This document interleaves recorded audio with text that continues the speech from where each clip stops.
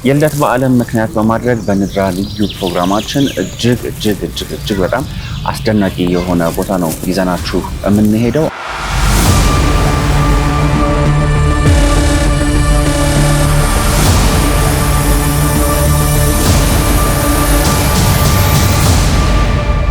አባቶቻችን ይሄንና ሌሎች ጠልሰሞችን ምልክቶችን ተጠቅመዋል። ኪሩብ የሚባለው መልአክ ለአባታችን ለንጉስ ቅዱስ ላሊበላ እንግዲህ ብዙ ጥበብን ገልጾለታል። ሰማያትን ከዚህ ቦታ ላይ ነጥቆ ወስዶ አሳይቶታል።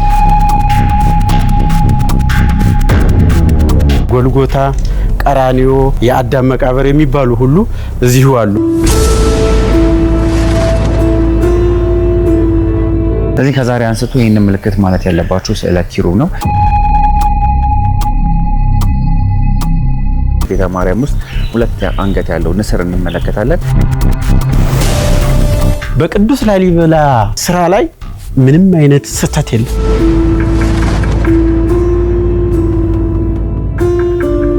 ይሄ ሁሉ ነገር ተቆፍሮ እዚህ የወጣው አፈር የት ገባ ስትል ግን በፍጹም አታገኝለትም መልስ።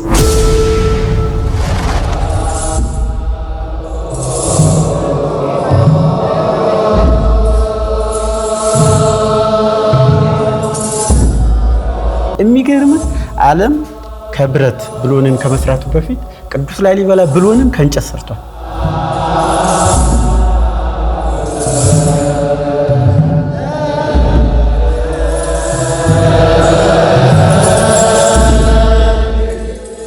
አሁን የምንገኝበት ቦታ ጥንት ሮሃ እየተባለች የምትጠራው ዓለም ላይ እስካሁን ያልተደገመ፣ ያልተደረገ፣ ያልተፈጸመ እጹብ ድንቅ የሆነ ስራ የተከወነበት ሰማያዊ ኃይላት ከምድራዊ ኃይላት ጋር በጋራ አንድ ላይ በመሆን ምድር ላይ ታላቅ ስልጣኔን የመሰረቱበት ታላላቅ የኪነ ህንፃ ስራዎች የተደረጉበት የተገነቡበት አስደናቂ ቦታ ነው የምንገኘው በቅዱስ ላሊበላ ውቅር አብያተ ክርስቲያናት የተገነቡበት ቦታ ነው። ላሊበላ ከተማ ውስጥ ነው የምንገኘው። ዛሬ የምናከብረው በነገራችን ላይ ጌታችንን ልደት ብቻ አይደለም። ዛሬ የምናከብረው የንጉስ ቅዱስ ላሊበላንም ልደት ነው። እንግዲህ ምድራችን ላይ ከተነሱ ክህነትን ከንግስና ጋር አጣምረው አዛምደው ምድርን ከሰማይ ያገናኙ ሰማያዊ ኃይላትን ከምድራዊ ኃይላት ጋር ካገናኙ ታላላቅ ነገስታቶች መካከል አንዱ ንጉስ ቅዱስ ላሊበላ ነው። በዛሬው ልዩ የንድራ በዓል ፕሮግራማችን ንጉስ ቅዱስ ላሊበላ ማን ነው? ምን አይነት አስደናቂ ነገሮችን ከውኗል? ከንጉስ ቅዱስ ላሊበላ ጋር በጋራ በመሆን አብረውት የሰሩ አብረውት እነዚህን ግንባታዎች ውቅር አብያተ ክርስቲያናቱን የገነቡ ቅዱሳን መላእክት እነማን ናቸው? እነዚህ አብያተ ክርስቲያናትስ በውስጣቸው ምን አይነት ሚስጥርን፣ ምን አይነት አንድምታ፣ ምን አይነት ጥበብን ይዘዋል የሚለውን ወደ እናንተ ወደ ተመልካቾቻችን እናደርሳለን። በኢትዮጵያዊነታችን እንድንኮራ፣ በአፍሪካዊነታችን እንድንኮራ እንደ ሰው ልጅ በዚች መሬት በተባለችው ክፍል ላይ ባለፉት 7000 ዘመናቶች ውስጥ ተሰርተው ልንኮራባቸው ከምንችልባቸው ስፍራዎች፣ ታሪኮች ወይም ደግሞ ቅርሶች መካከል አንዱ የሆነው ዋነኛ የሆነው ማዕከል የሆነውን የንጉስ ቅዱስ ላሊበላን ውቅር አብያተ ክርስቲያናት ታሪክ ወደ እናንተ የምናደርስ ይሆናል። ከንድራ ልዩ የበዓል ፕሮግራሞቻችን ጋር አብራችሁን ቆዩ።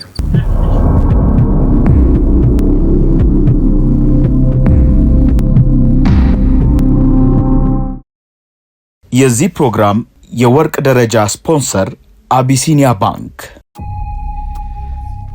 ተመልካቾቻችን በድጋሜ እንኳን ለብርሃነ ልደቱ በሰላም አደረሳችሁ። የምንገኘው እንግዲህ በጥንታዊቷ ሮሃ ከተማ በቅዱሳን ከተማ በላሊበላ ከተማ ውስጥ ነው የምንገኘው። እዚህ ቦታ ላይ እንግዲህ ከ12ኛው መቶ ክፍለ ዘመን ላይ አባታችን ንጉስ ቅዱስ ላሊበላ እነዚህን አስገራሚ የሆኑ አስደናቂ የሆኑ እስካሁን ሚስጥራቸው በአግባቡ ያልተፈታ ያልተደረሰባቸው እነዚህ እጹብ ድንቅ የሆነ የስነ ህንፃ ግንባታዎችን ሲሰራ እዚህ ቦታ ላይ አስቀድመው የነበሩት ሰዎች ገበሬዎች ነበሩ።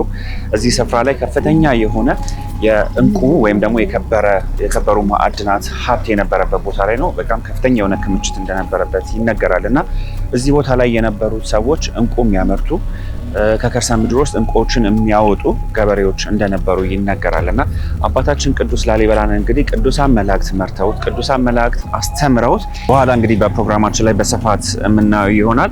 ከቅዱሳን መላእክትም ኪሩቤል የሚባሉት የቅዱሳን መላእክት ነገድ ከነሱም ኪሩብ የሚባለው መልአክ ለአባታችን ለንጉስ ቅዱስ ላሊበላ እንግዲህ ብዙ ጥበብን ገልጾለታል። ሰማያትን ከዚህ ቦታ ላይ ነጥቆ ወስዶ አሳይቶታል። አማክሮታል። ይሄን እነዚህን እጹብ ድንቅ የሆኑ ውቅር አብያተ ክርስቲያናትን እንዴት እንደሚገነባ ማለት ነውና ይሄ ቦታ ተመርጦለት እዚህ ጋር እነዚህን ግንባታዎች ሲገነባ የነበሩበትን እዚህ ቦታ ላይ የነበሩትን ቅድም አስቀድሜ የነገርኳችሁ የከበሩ ማዕድናትን የሚያወጡ ገበሬዎች አባታችን ላሊበላ ካሳ ከፍሎ ነው ከዚህ ቦታ ላይ ያስነሳቸው። የዛን ጊዜ ሲያወጡ የነበረውን ዋጋ ተምኖ ወደፊት ደግሞ ከእሱ ግንባታውን ከጀመረበት ጊዜ በኋላ ባሉት አመታቶችም ሊሰሩ የሚችሉበትን ሀብት ተገምቶላቸው ካሳ ተከፍሏቸው ካሳ ተሰጥቷቸው ከዚህ ቦታ ላይ ከሄዱ በኋላ ነው አባታችን ንጉስ ቅዱስ ላሊበላ እነዚህን የምትመለከቷቸውን እጹብ ድንቅ የሆኑ አብያተ ክርስቲያናት የገነባው ማለት ነውና በዛ ዘመን ላይ እንግዲህ በ12ኛው መቶ ክፍለ ዘመን ላይ አባታችን ላሊበላ ካሳ ከፍሎ ነበረ ሰዎችን አንስቶ ግንባታውን የገነባው። ይሄ እጅግ በጣም አስደናቂ ነገር ነው። እንግዲህ ይሄንን እና ሌሎች መሰል ከአባታችን ላሊበላ ጋር የተገናኙ መረጃዎች እንግዲህ ገድለ ላሊበላ በሚሰኘው መጽሐፍ ላይ ሰፍሯል። ይህንን መጽሐፍ አግኝታችሁ በስፋት በጥልቀት ስለዚህ ቦታ ሚስጥር እንድትረዱ ጋብዛችኋለሁ። በዛሬ ፕሮግራማችን ግን ሌሎች አስደናቂ የሆኑ ከዚህ በፊት ሰምታችኋቸው ማታውቋቸው መረጃዎች ወደ እናንተ አደርሳለሁ። በድጋሚ እንኳን ለጌታችን ለመድኃኒታችን ለኢየሱስ ክርስቶስ የልደት በዓል በሰላም አደረሳችሁ።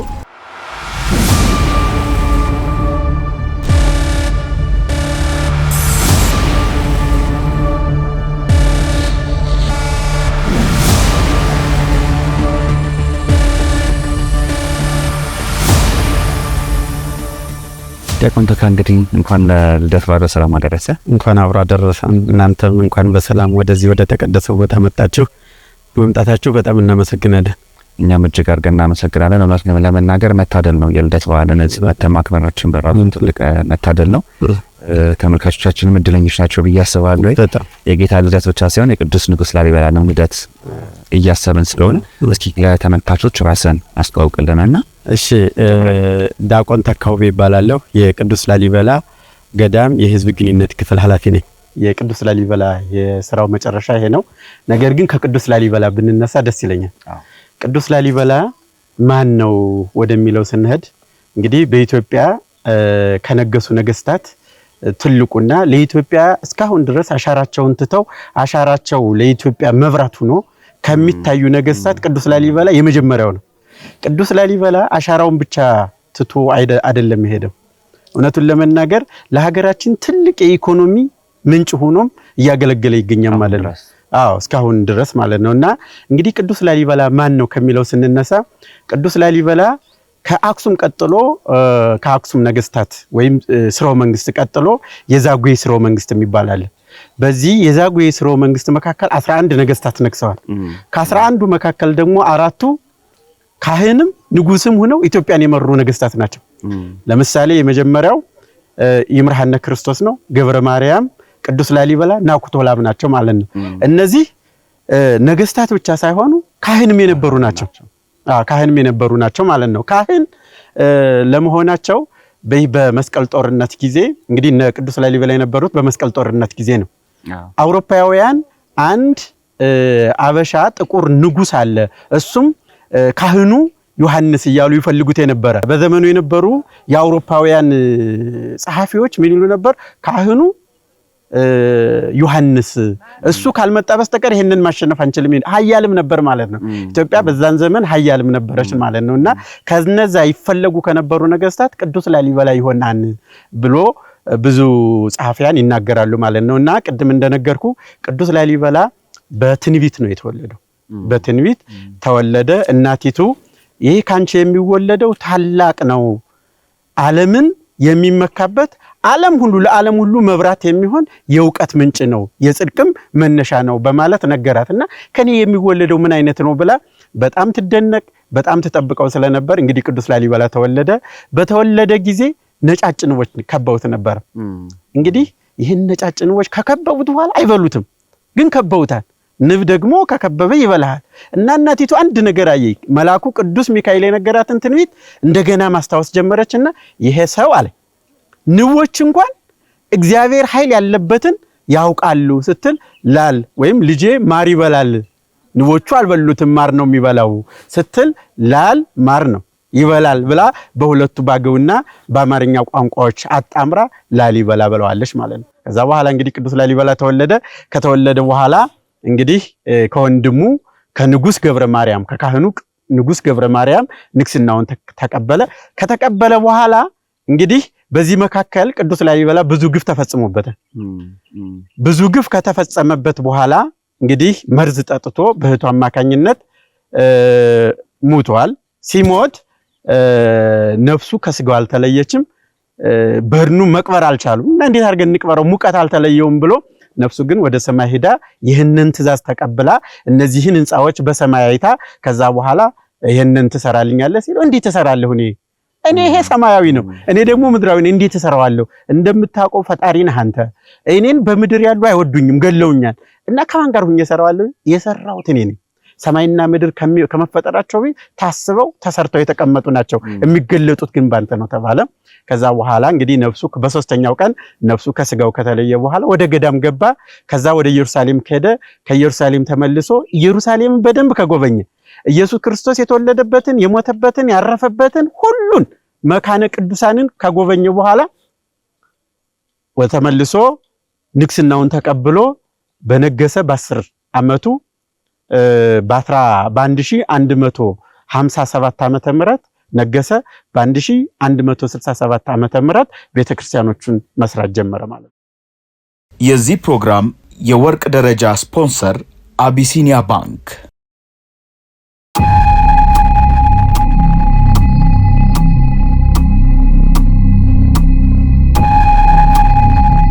ሌላው በጣም ብዙ ሚስጥርና ጥበብ ታሪክ ያለበት ስፍራ ነውና አንደኛው ግን ስመጣ በጣም ኮንፊውዝ ያደረገኝ የነበረው ነገር የመግቢያው ነገር ነው። መግቢያው በደንብ አይታወቅም ክሊር አይደለምና ከሱ ጋር የተገናኘ የተለየ ሚስጥር አለው አዎ ይሄ አባቶቻችን እንደሚነግሩን እንግዲህ አንተም በተለያየ መልኩ ሰምተው ሊሆን ይችላል ንጉስ ላሊበላ በነገሰ ዘመን ግብጽ ውስጥ ክርስቲያኖች ይሰደዱ ነበር የግብጽ ንጉስ ክርስቲያኖችን ያሳደድ ነበር አብያተ ክርስቲያናትን ያቃጥል ነበር በዚህን ጊዜ ከግብጽ ተነስተው የመጡ ምዕመናንና ካህናት ጳጳሳት ያሉበት ወደ ሀቤቱታ መጥተው ነበር ምክንያቱም በዘመኑ ኃያል ነው ቅዱስ ላሊበላ በዚህን ዘመን ቅድም እንደነገርኩ ከመጡ በኋላ እዚህ ግብጻዊ ታቦ የምትባላለይ እዛ አርፈው የተወሰኑ ልኡካን ወደ ቅዱስ ላሊበላ መጡ እነዚህ ክርስቲያኖች ከመጡ በኋላ ቅዱስ ላሊበላን ጠየቁ አቤቱታ እኛ እየተሳደርን ነው አንተ ክርስቲያን ንጉስ ነው ምንድነው የምትረዳን ሲሉት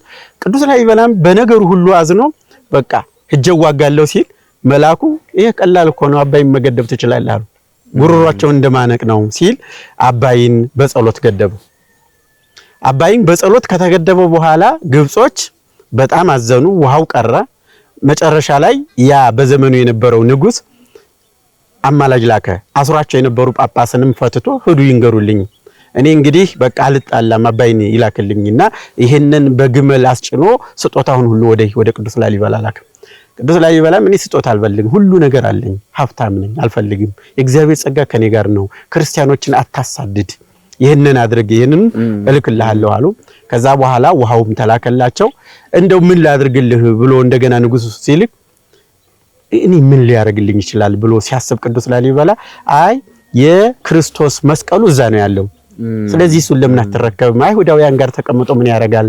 አምኑበትና ይስጡህ አሉት በዚህ ጊዜ መስቀሉን ነው ፈልገው አለ ይሄማ ለኔ ምን ያረግልኛል ዝም ብሎ ተቀምጦ ነው ያለው ወሰደው አለ ቅዱስ ላሊበላ ይሄንን ቤተክርስቲያን አልሰራም ነበርና ምን ማድረግ ነው ያለብኛል ገብቶሃል ምን ማድረግ አለብኝ ብሎ ሲያስብ ለዛ መስቀል የሚቀመጥበት አንድ ቤተክርስቲያን ማስቀመጥ አለብኝ ብሎ ከሌሎቹ አብያተ ክርስቲያናት የተለየ ነው ይሄ ራቅ ያለ ነው ሌሎቹ በአንድ መት ብዙ አብያተ ክርስቲያናት አሉ ይሄ ራቅ ነው የተሰወረ ነው ሁለተኛው አንድ መግቢያ ብቻ ነው ያለው አንድ መግቢያ ነው ከላይ ሆነ መግቢያውን ላታቀው ትችላለህ መግቢያው ደግሞ አንድ ብቻ ነው አንድ ሰው ነው የሚያሳለው ሩጣ አታመልጥም ሰርቃ እና ከዚህ ሁሉ አንግል ከዚህ ይሄን ሁሉ እይታ አባቶቻችን ምን ይላል ይሄንን ቅዱስ ላሊበላ የሰራው መስቀለኛ አድርጎ የሰራው ለዛ ለኢየሱስ ክርስቶስ መስቀል ለተሰቀለበት መስቀል ማስቀመጫ ነው በማለት ምክንያት ያመጣሉ አሁን ቅድም የነገርኩን ምክንያት አንደኛ የተሰወረ መሆኑ ሁለተኛ በመስቀል ቅርጽ የተሰራ መሆኑ ሌላው ደግሞ ሩጣ አታመልጥም እና አንድ መግቢያ ነው ለዛ ነው የተሰወረው ብለው አባቶቻችን ይነግሩናል የሚደንቅ ነው ሄደን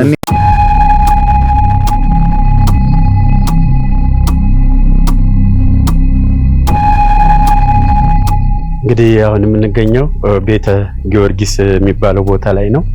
ይሄ ቤተ ጊዮርጊስ የቅዱስ ላሊበላ የመጨረሻው ስራው ነው። እንደምታየው እንግዲህ ይሄ ከላይ ወደ ታች ነው የተሰራው። እነዚህ ሐረጎቹ እንደምታየው ይሄ መስቀሉ የመስኮቱ መስቀል ይታያል አይደል? ላይ ያሉ ሐረጎች ይሄ የሚያሳየው ከመስቀሉ ላይ ብርሃን መፈንጠቁ ነው። ከአበባው ላይ የፈነጠቀው መስቀል ነው ልታየው ከሆነና በጣም የሚያስገርመው የቅዱስ ላሊበላ አንዷ ነገር ብትበላሽብህ ተመልሰ መስራት አትችልም። አሁን እዛ ጋር በምን አይነት ነው የሰራው ምን አይነት ነገር ተጠቀመ ስትል ሰው ከሚያስበው በላይ ከአይምሮ በላይ ነው የሚሆነው። እና የቤተ ጊዮርጊስ እንዳለ ነው። አብዛኞቹ ሌሎቹ የተጎዱ ቢሆንም እንኳን የቤተ ጊዮርጊስ እንዳለ ነው። ቅድም እንደነገርኩ በኖህ መርከብ ነው የተሰራው። በኖህ መርከብ ምሳሌ ማለት ነው። የኖህ መርከብ 3 ፎቆች ነበሩት ደረጃዎች። ይህም እንደዛው ነው። የኖህ መርከብ የታችኛው መስኮቶቹ ዝግ ነበሩ። እነዚህም እንደምታያቸው ዝግ ናቸው። ሌላው ወደዛ እንሄዳለን። ከዛ ቅድም ከመሄዴ በፊት ግን ቅዱስ ላሊበላ ቅድም እንደነገርኩ ከግብጽ የመጡ ሰዎች ነበሩ ብያለሁ። እነዛ ቅዱስ ላሊበላን ደግነቱን ቅድስናውን ካዩ በኋላ ተመልሰው አልሄዱም። እዚህው ቀሩ ማለት ነው። ከዚህው ቅዱስ ላሊበላን እያገለገሉ ከቆዩ በኋላ አጽማቸው እንደምታዩ እዚህ ነው ያለው። ይሄ አጽማቸው ነው። እነዚህ ቅዱሳን ናቸው። ያው እንግዲህ በተለያየ መልኩ ካንዱ ወደ አንዱ ሲመጡ በተለያየ መልኩ እንትን ብሏቸው ነው እንጂ እስከ ቅርብ ድረስ አጽማቸው ሳይፈርስ ጸጉራቸው ሁሉ አለ አሁንም አለና እንግዲህ ወደ 900 ምናምን ዓመት እዚሁ አሉ ማለት ነው። ይሄ አጽማቸው እንደዚህ ሳይፈርስ የቆየበት ጥበቡ ይታወቃል። እንግዲህ ቅዱሳን ስለሆኑ ነው የሚሉን አባቶቻችን። አጽማቸው ያልፈረሰበት ምክንያት እንግዲህ እንደ ቅርስ ተደርገው እዚህ ተቀምጠዋል።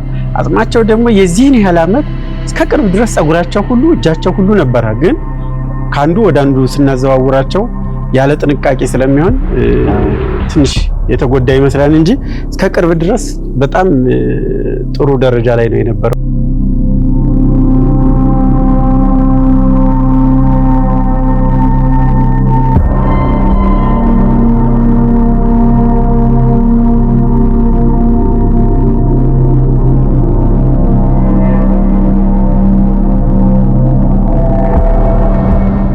ሌላው እንግዲህ ያው በጽሁፍም ስናነብም እዚህም መጥቼ ሳየው አንድ ሌላ በጣም የሚያስደንቀው ነገር ሌላ ቦታ ቤዝመንት ከስር ነው የሚሰራው። ከስር ተጀምሮ ወደ ላይ ነው ግንባታ የሚደረገው። ለቅዱስ ንጉስ ላሊበላ የሰራቸው ግን ከላይ ወደ ታች ነው እና ከሱ ጋር አያይዘ የተለየ ሚስጥር ወይ አንድምታ አለው ወይ እንደዛ መደረጉ እንዴት እስከነባው የሚለውን እስኪ እሱበት ነገር ደስ ይለኛል።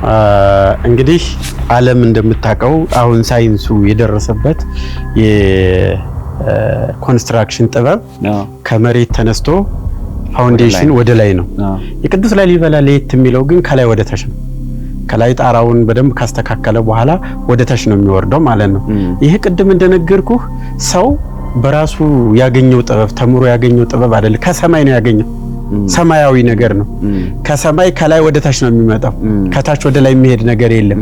ቅዱስ ላሊበላ ደግሞ ከሰማይ እንዳገኘው ከላይ ወደ ታች ማነጽ ጀምሯል። በመንፈስ ቅዱስ የተሰራ ስራ ስለሆነ መንፈስ ቅዱስ አግዞት የሰራው ስለሆነ ማለት ነው። እና ቅዱስ ላሊበላ በጣም የተለየ የእግዚአብሔር እጅ አለበት መንፈስ ቅዱስ አለበት ብለን የምንናገረው ይሄ በመሆኑ ነው። ከላይ ወደ ታች ነው ሄደው። ከላይ መሰረቱን ሰራ። ይሄንን ሙሉ ወጥ ካወጣ በኋላ ከዛ ግን መስኮቶቹን ይሄንን ከሰራ በኋላ መስኮቶቹን ሰራ። በመስኮቶቹና በበራፉ ገብቶ ነው ውስጡን የሰራው ማለት ነው። እና ይሄ የተለየ ነው። የእግዚአብሔር እጅ ያለበት እግዚአብሔር ገልጦለት ሰማያዊ ስራ ሰራ የምንለው ለዚህ ነው። ሁኔታውን ሚስጥሩን ያገኘው ከሰማይ ስለሆነ ከታች ወደ ላይ ሄደ ማለት ነው። ከታች ወደ ከላይ ወደ ታች። ሌላው እዚህ ጋር የምንመለከታቸው ዋሻ የሚመስሉ መስኮቶች አሉና ምንድናቸው እነሱ? እነዚህ እንግዲህ በዘመኑ የተለያዩ ነገስታት እንግዲህ አልፈዋል። ቅዱስ ላሊበላ ጀምሮ እስከ ቅርብ ያሉ የተለያዩ ነገስታት ቅዱስ ላሊበላን ከልብ ይወዱ ስለነበር መጥተው እዚህ ነበር ይቀበሩ የነበሩት። ትልልቅ ሰዎች ሃይማኖታቸው የጸና ይሄ አንዳንዱ መቃብር ነው። በኋላ ላይ ወጥቶ አጽማቸው ወጥቶ ነው እንጂ መቃብር ነው። አንዳንዱ ደግሞ እዚሁ ሆነው የሚጸልዩበት ነው። ለምሳሌ ላይ የምታየው ዋሻ ነው። አባቶች የተሰወሩ አባቶችም ጭምር አሉበት። እዚህ ጋር ይጸልዩበት የነበረ ነው። ሰውራን ቅዱሳን አባቶች አሁን ድረስ አሉ። የተሰው እንዴ ታዲያ ይቺ ዓለም እንግዲህ በእኛ ጸሎት አይደለም የጸናቸው። አባቶቻችን በዚህ የተሰወሩ አሉ። ስለኛ የሚጸልዩ ስለኛ ቅዱስ ናኩቶ ለአብ ተሰውሮ ነው ያለው አልሞተም። ከዚህ ከአራቱ ነገስታት ቅዱስ ላሊበላ እንግዲህ በገድሉ ላይም በዘመኑ የነበሩ ሰዎችም አብሯቸው ቁጭ ብሎ እያወራ ተሰውሯን ቅዱስ ላሊበላ እስከዛሬ ድረስ ስውሩ ናኩቶ ለአብ ነው የሚባለውና ተሰውሯል። እና የተሰወሩ ቅዱሳን ብዙ አሉ። እነሱ የሚጸልዩበት ቦታ ነው ማለት ነው። በኢትዮጵያ ትንሣኤ በሚባለው ዘመን ላይ ይነሳል ይገለጣል የሚባልም ነገር አለ። የሚባለው አንደኛው ንጉስ እሱን ቅዱስ ናኩቶ ለአብ። ስለዚህ እነዚህ አባቶች የተሰወሩበት ለጸሎት የሚያገለግሉ ለጸሎት ነው። ሌሎቹ መቃብሮች ናቸው ታች ያሉት። ይታወቃሉ እነማን እንደሆኑ ልክ እንደነ ግብጽ ብዙም አይታወቁም። ከግብጻዊዎቹ እስካሁን ስላሉ ነው። ሌሎቹ ግን ተነስተው ወደ ሌላ ቦታ በክብር ስላረፉ እነማን እንደሆኑ የተቀመጠ ነገር የለም።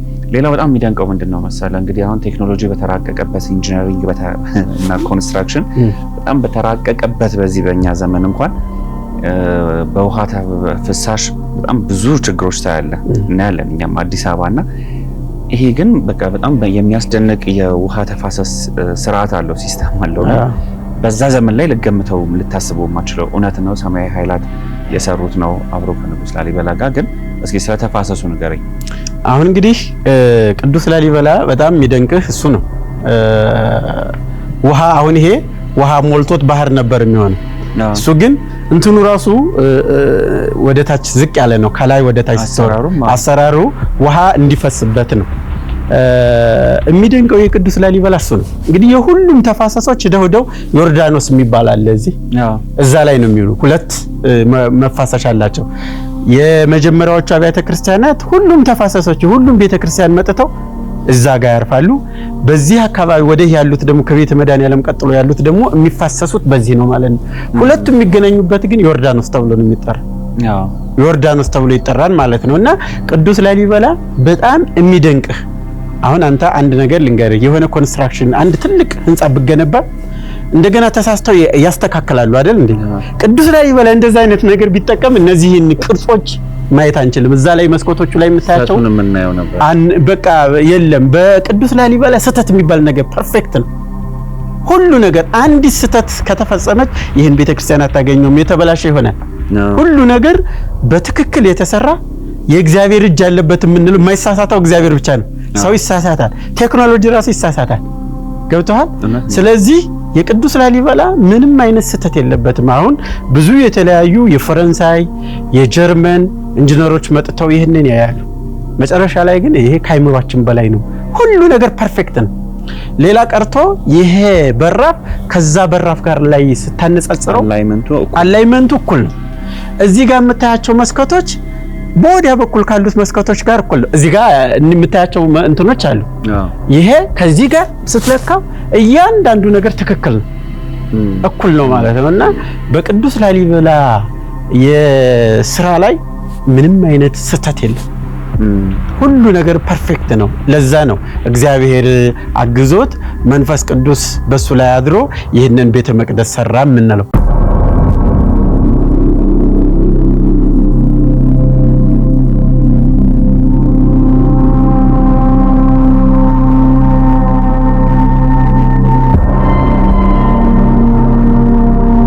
ሌላው በጣም አሁን ያስደነቀኝ ነገር ምንድነው? በጣም ብዙ ነው የተቆፈረው። እንግዲህ ሙሉ ነበር አይደለ?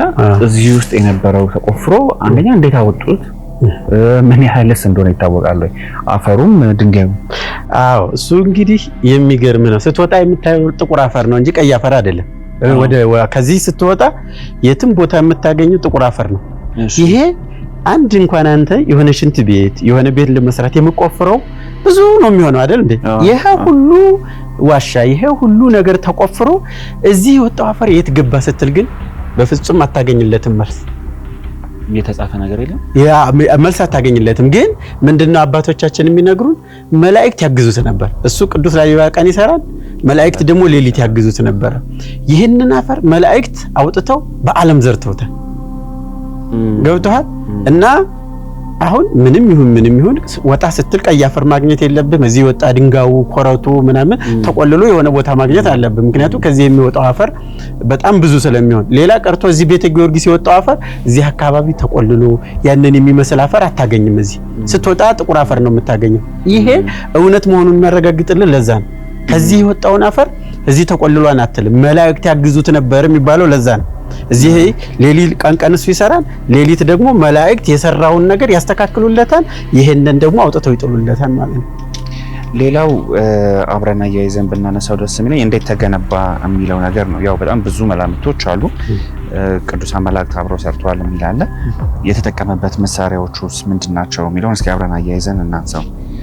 በምንድን ነው ይህንን የመሰለ አለት በምንድን ነው የቆፈሩት? እንግዲህ የዛሬ 900 ዓመት 917 ዓመት ማለት ነው። በ1101 ነው እሱ የተወለደው። ከዛ በኋላ እሱ ደግሞ ህንፃውን መስራት የጀመረው ደግሞ በ1167 ዓመተ ምህረት ነው። እንግዲህ ስንት ዓመት? 900 ዓመት እየሆነው ነው ማለት ነው። ይህን ያህል ዓመት በዛን ዘመን የነበረ በዚህ ቴክኖሎጂ ተጠቅሞ ይሄንን ሰራው ማለት አይቻልም። እኛ በዛ ጊዜ ቤታችንን እንኳን በትክክል እንሰራ ነበር ወይ አፍሪካውያን በዛን ዘመን ብለህ ስታስብ በጣም አትችልም። በቅርብ ጊዜ ውስጥ ኢትዮጵያውን አብዛኛውን ኢትዮጵያ ከሳር ቤት ነው በሳር እና በእንጨት ትንሽ ቤት ነው የምንሰራው።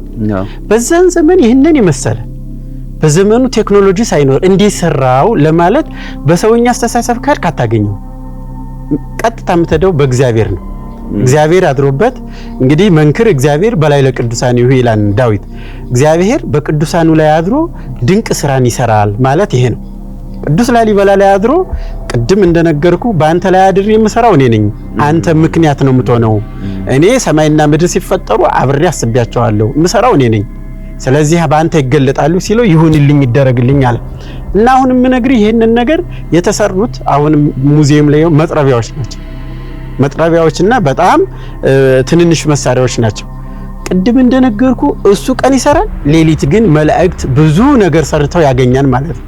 እና መላእክት እያገዙት ይሄ ቤተ መቅደስ ተሰርቷል እንጂ በሰውኛ ምን ያህል ሰው ተሳትፏል፣ ምን ያህል ኢንጂነሮች ነበሩበት፣ ዲዛይኑ ምንድነው ለማለት ይከብዳል። በእርግጥ ቅዱስ ላሊበላ ከመስራቱ በፊት ዲዛይን ሰርቷል። ብሉፕሪንቱን ቅዱሳን መላእክት ሰጥተውታል። ይሄንንም እሱ በእንትን ላይ ያሳርፎበታል። አንደኛ እዛ ሙዚየም ላይ ስትር ታገኘዋለህ፣ በእንጨት ላይ ሰርቶታል። በእንጨት ላይ ይሄን ቤተ ጊዮርጊስን አስቀድሞ እንጨት ላይ ጠርቦ ይሄን ቤተ መቅደስ ትንሽ ናት እዛ ሙዚየም ላይ ያለ ሰርቶታል ማለት ነው። መጀመሪያ ዲዛይን አድርጎታል። ከዛ በኋላ ፕላኑን ከሰራ በኋላ ወደ ስራ ገብቶታል ማለት ነው። በሰውኛ አስተሳሰብ እሱ ቀድሞ ብዙ ነገሮችን ሰርቷል። በአቅሙ ዲዛይኑን ሰርቷን ቀድሞ ከዛ በኋላ ደግሞ መሳሪያዎችን ለመስራት ሞክሯል። መጨረሻ ላይ ግን እንግዲህ ቅዱስ ላሊበላ ሰራበት ብለን የምናምነው አሁን ሙዚየም ላይ ይገኛል፣ አንዱ መጥረቢያ ማለት። ወደ ሌላው ስነድ ግን ቅድም እንደነገርኩ ለምንድነው ይሄ ቤተ መቅደስ በኖህ መርከብ ሊመሰል የቻለው ብለን ስናል ቀጥታ የምንሄደው ወደ መጽሐፍ ቅዱስ ነው። መጽሐፍ ቅዱስ ላይ አንድ ታሪክ አለ። ኖህ የተባለ በዘመኑ የነበሩ ሰዎች ኃጢአት በመስራታቸው በንፍር ውሃ የጠፉ፣ ከዛ በኋላ ግን ኖህና ቤተሰቦቹ ጻድቅ ሆነው በመገኘታቸው እግዚአብሔር መርከብ እንዲሰራ አድርጎ በመርከቡ አማካኝነት ከዛ ከመጣባቸው ማዕበል እንዲድኑ እንዲተርፉ አድርጓቸው ነበር። ያቺ የተረፉባት መርከብ በዚህ ቤተ መቅደስ ምሳሌ ቅዱስ ላሊበላ ያንን ምሳሌ አድርጎ ይሄንን ቤተ መቅደስ ሰርቷል ማለት ነው። እንግዲህ መርከቡ ላይ ሆኖ ቅዱሱ ኖህ የመጀመሪያ ርግብን ቁራ ልኮ ነበር። ቁራ በዛው ቀረ። ከዛ ግን ርግብን ልኮ ነበር። አራራት ከተባለው ተራራ ላይ መርከቡን አሳርፎ እቺ አራራት የምትባለው እቺ ነች። ተምሳሌትነቷ ነው። እንግዲህ ሁሉንም በምሳሌ ነው የሰራው። ከዛ በኋላ ርግብ ልኮ ስለነበረ ርግቧ ደግሞ ቀጤማ ይዛ መጥታ ነበር። ይሄ ቀጤማ የዛ ምሳሌ ነው። አመቱን ሁሉ አይደርቅም፣ ውሃው ጠበል ነው። ይሄ ደግሞ ምሳሌ ነው ማለት ነው። ከየት እንደሚመጣ ይታወቃል። ውሃው እንግዲህ ክረምትም በጋም እንደሄው ነው። የት ላይ እንደሚመነጭ አይታወቅም። ጸበል ነው ይጠጣል።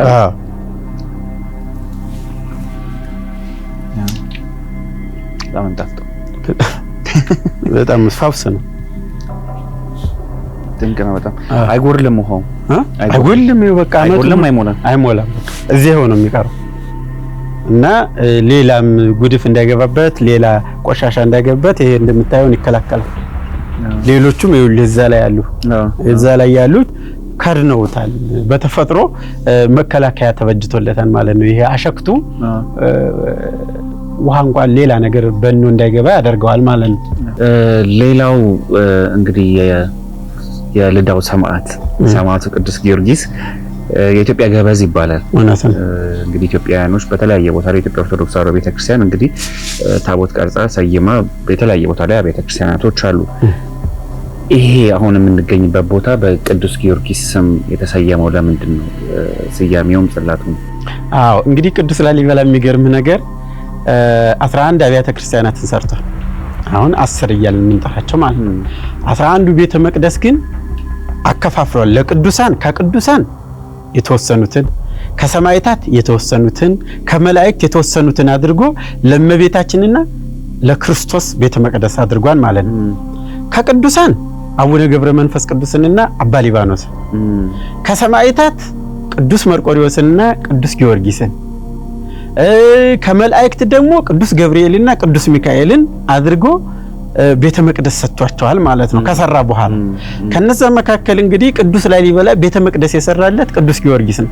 ቅዱስ ጊዮርጊስ እንደሚታወቀው እንግዲህ የሰማዕታት አለቃ የኢትዮጵያ ቅድም አንተ ብለኸዋል፣ ለኢትዮጵያም ታላቅ አስተዋጽኦ ያደረገ ጦርነት ሲገጥሙ አብሮ ሆዶ የዘመተ ሲቸገሩ አብሮ ብዙ ነገር ወደ እግዚአብሔር የሚጸልይ በችግራችን ሁሉ የማይለይ ታላቅ ሰማዕት በመሆኑ ኢትዮጵያውያን በትልቁ እንወደዋለን። እንግዲህ በጣሊያን ጋር አብረን ዘምተን ሳለ አብሮ የዘመተ ቅዱስ ጊዮርጊስ ነው። ታውቃለህ አንተ።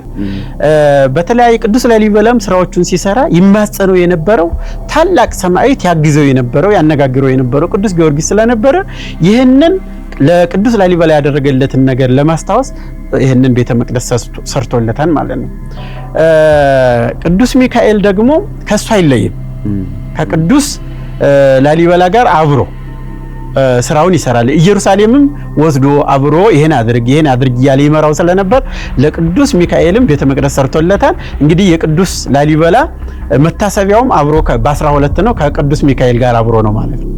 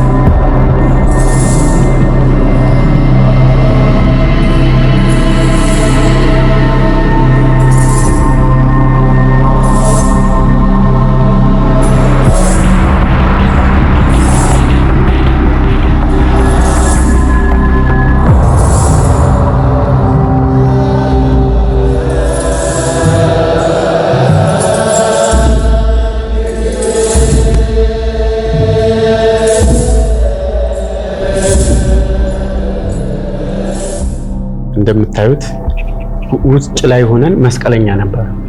እዚህም ላይ እንደምታዩ መስቀለኛ። በጣም የሚገርመው ይሄ አሁን በጣም ለስላሴው እያንዳንዱ መስኮቱ ከመንበሩ ጋር ያለው ይሄ አምድ በምንም ብትለካው ከዚህ ጋር እኩል ነውና እንደምታዩ መስቀለኛ ነው። ከዚህ ሌት የሚለው የሚገርምህ እንግዲህ ቅዱስ ላሊበላ ሁሉን ነገር ሰርቶ ከጨረሰ በኋላ ይሄ ሳጥኑ ነበር ዕቃ የሚይዝበት መሳሪያዎቹ ናቸው። ይሄ ራሱ በንጉስ ላሊበላ ዘመነ መንግስት የነበረ ነው። ይሄ በነገራችን ላይ በካርቦን ዳይት ተመርምሮ ይሄ ዘመኑ በዛ ዘመን እንደሆነ በትክክል ተረጋግጧል ማለት ነው። የሚገርምህ ዓለም ከብረት ብሎንን ከመስራቱ በፊት ቅዱስ ላሊበላ ብሎንን ከእንጨት ሰርቷል። ይሄ ብሎን የምታየው እና መቆለፊያ ነው። ይሄ ማንም ይከፍተው የለም። እዛ ላይ የምታየው እንደ ስታዞረው ይከፈታል፣ እንዲህ ወደታይ ስትወስደው ደግሞ ይቆለፋል። ከዛ በኋላ ይሄንን ማንም ሰው መክፈት አይችልም፣ የቆለፈው ሰው ብቻ ነውና ይሄ ብሎን ከእንጨት እንዴት አድርጎ እንደሰራ የዛሬ 900 ዓመት አካባቢ ማለት ነውና ቅዱስ ላሊበላ መሳሪያዎቹን ይሄን ቤተክርስቲያኑ የሚያንጽበት መሳሪያዎች የሚያስቀምጥበት ይሄ ሳጥን ነው ማለት ነው። 2 ሳጥኖች ነበሩ። አንደኛው ይሄ ነው። አሁን ውስጡ ምን እንዳለ ይታወቃል። ውስጡ መጽሐፍት ነው። አሁን መጽሐፍትን የምናስቀምጥበት ግን እንደ ቅርስ ሆኖ ተቀምጦ የምታየው ይሄ ውስጥ ያሉት ብሎኖች ነው። 2 ብሎኖች ናቸው። እነዚህ ብሎኖች ወደ ውስጥ እንዲያረግን ስንል ወደ ውስጥ ይገባሉ። እንደገና ደግሞ ወደ ቀኝ እንዲህ ስናደርጋቸው ስናዞራቸው ደግሞ ይከፈታሉ ማለት ነው እና በጣም ቅዱሳን ስዕላት አሁን በሌሎች የቤተክርስቲያን ጥንታዊ ቤተክርስቲያናቶች ውስጥ የግድግዳ ላይ ስዕላት አሉና ቤተ ጊዮርጊስ ውስጥ ከቅዱሳን ስዕላት ጋር በተገናኘ ያለው ታሪክ ምንድነው? እንግዲህ እንደምታዩ ይሄ የተለየ ነው። መስቀል ራሱ ቅዱስ ላሊበላ ሰርቶበታል። ከዛ በኋላ ጭማሪ የተሰራ ነገር የለም። ቅዱስ ላሊበላ ራሱ ያስቀመጠው ነው እዚህ አለ። የተጨመረ ነገር የለም። መስቀልም አለ፣ ሁሉ ነገር ስላለ ከዚህ ምንም እዚህ ምን ትፈልጋለህ? ከመስቀል በላይ ምን አለ? ሌላ ቅዱሳት ስዕላት እና ቅዱስ ላሊበላ ያስቀመጣቸው ሁሉም ነገሮች እንዳሉ ናቸው። እዚህ ላይ ደህና ይመስላል። አሁን እንደምታየው ከሌሎች አብያተ ክርስቲያናት ይሄ ገና አዲስ ነው የሚመስለው። አዲስ ነው የሚመስለው። ብዙም ችግር አልገጠመውም። ይሄ የምታየው ያው እነዚህ ሐረጎቹ የጠፉት በዚህ በጣሊያን ዘመን ነው እሰራለሁ ብሎ እናስተካክላለሁ ብሎ ይሄንን በቃ በዚህ አይነት መልኩ ትንሽ ጎድቶታል ማለት ነው። ይሄ እሱ የፈቀፈቀው እሱ ነው እና እንደዚህ አይነት ነገሮች አሉ። ሌላው የምታየው ነው እንግዲህ ይሄ አንዱ የመስቀሉ ክንፍ ነው። ያንኛው ሌላው የመስቀሉ ክንፍ ነው። ይሄ የገባንበት ሌላው የመስቀሉ ክንፍ ነው። ይሄ ቤተ መቅደሱ ደግሞ ሌላው ክንፍ ነው ማለት ነው። በዚህ ሴቶች አሉ፣ በዛኛው ደግሞ ወንዶች ይቆማሉ። ይሄ የካህናት መግቢያ ነው፣ የሴቶች መግቢያ ነው። ይሄ የወንዶች መግቢያ ነው፣ ይሄ የሴቶች መግቢያ ነው ማለት ነው። መስቀልም ቢሆን የቤተ መቅደስ የቤተ ክርስቲያንን 3 መግቢያዎችን በደቡብ በምስራቅና በሰሜን ያሉትን የሚያሟላ ነው ማለት ነው። ሶስቱም በሮች እና ሁሉም ቤተ መቅደሱ ደግሞ ወደ ምስራቅ ነው። የሁሉም ቤተ መቅደሶች ወደ ምስራቅ አቅጣጫ ናቸው ማለት ነው። እና ቅዱስ ላሊበላ በጣም የሚደንቅህ ብዙ ሰው የተለያየ እንትን ሊል ይችላል። እንዴት ሊሰራው ይችላል? እንዴት አፍሪካውያን ይሄን ሊሰሩት ይችላሉ? ሌላ ነጮች አግዘውታል፣ ከሌላ መጥተዋል። እሱ ሐሳቡ የሱ እንኳን ቢሆን ፖርቱጋሎች አግዘውታል ይላሉ። አሁን መቼም አንተ እኛ ከውጭ ያሉትን ሰዎች ገዙን የምንለው እነሱ እየሰሩ ስላየናቸው ብዙ ቴክኖሎጂ አላቸው፣ ሀብት አላቸው፣ ብዙ ነገር አላቸው። በዛን ዘመን ግን ቅዱስ ላሊበላ ከነሱ ምን ሰርተው? የቅዱስ ላሊበላ በስራ የተገለጠ በዛን ዘመን ያከብሩት አውሮፓውያን ሳይቀር ይሰግዱለት የነበረ ታላቅ ንጉስ ነው ልፈልግ ነው። በጣም ነው የሚደንቀው። እንግዲህ ተመልካቾቻችን እንደተመለከታችሁት አሁን የተገኘ ነው በቤተ ጊዮርጊስ ውስጥ ነው። እንደምትመለከቱት እጅግ በጣም ብዙ ድንቅ ነው። ከርቦቹም ልኬቱም ቅድም እንዳልከው በዘመናዊ መሳሪያ እንኳን ይሰራል ብሎ ለመገመት ያስቸግራልና በ12ኛው መቶ ክፍለ ዘመን ላይ ኢትዮጵያ ውስጥ ብቻ ሳይሆን አፍሪካ ላይ ብቻ ሳይሆን ዓለም ላይ ከተሰሩ እጹብ ድንቅ ከሆኑ የኪነ ህንፃ ውጤቶች መካከል አንዱ ይሄ አሁን የምንገኝበት ቤተ ጊዮርጊስ ነው ማለት ነው። በማስከተል ወዴት ነው የምንሄደው? ከዚህ ቀጥሎ እንግዲህ ወደ ቤተ መድኃኔዓለም እንሄዳለን ማለት ነው። ወደ ቤተ መድኃኔዓለምና የመጀመሪያ ስራው የሆነችውን ቤተ ማርያምን እናያለን። በዛ ሌሎቹንም እናያለን ማለት ነው። ተመልካቾቻችን ቆይታችሁ ከአርትስ ቴሌቪዥን ከንድራ ልዩ የበዓል ፕሮግራማችን ጋር እንዲሆን ጋብዛችኋለን። በማስከተል እንግዲህ ቀጥታ የምንሄደው ወደ ቤተ መድኃኔዓለምና ቤተ ማርያም ይሆናል። እዛም እጹብ ድንቅ የሆኑ ቅርሶችንና ታሪኮችን አብረን እንመለከታለን። አብራችሁን ቆዩ።